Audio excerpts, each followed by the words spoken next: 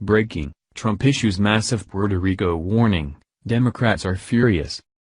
Puerto Rico is finally starting to get their focus back after being ravaged by Hurricane Maria. After the storm had settled, much of the already crumbling infrastructure in the U.S. territory had been destroyed. President Trump worked hard to make sure that Puerto Rico received all of the resources they needed to start the recovery process. Despite the left trying to demonize him, he continued to push and even went down to Puerto Rico to help firsthand. Now, the president has made a bold statement about the fate of the U.S. territory. Trump revealed, "We cannot keep FEMA, the military and the first responders, who have been amazing, under the most difficult circumstances, in PR forever." As reported by CNN. The message that the president sought to get across was clear: helping Puerto Rico isn't the problem. We just cannot stay there forever. Regardless of what group of people you are talking about, even U.S. government agencies have boundaries and can only do so much. The president was trying to spark a conversation, essentially asking, when is enough, enough? Instead of acknowledging that Puerto Rico has had problems for years both politically and with their infrastructure, the left has seemed to twist the meaning of the president's tweet to fit their narrative.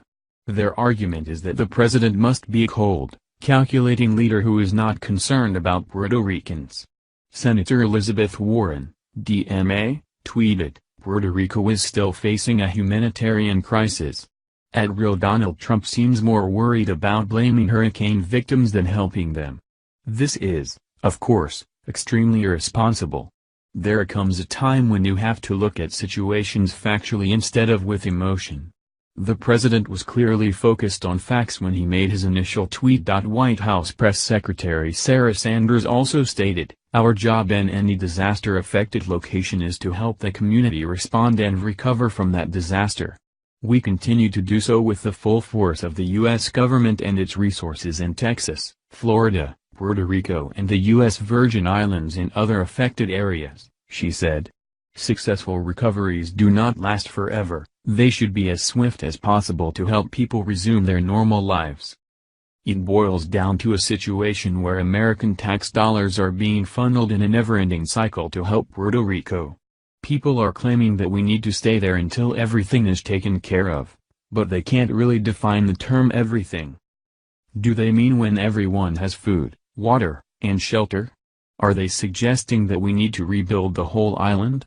No one will get specific, and if they do, they can't give a price estimate. In this instance, we see the president trying to be fiscally conservative and responsible, as he assured us he would be leading up to and after his election. Americans need to be able to step back and look at situations like Puerto Rico objectively. If anything, this will help us better prepare for future disasters. Puerto Rican officials have mentioned that they are interested in becoming the 51st state. If this is the case, now is their time to shine. They will have all of the resources they need, and now the ball is in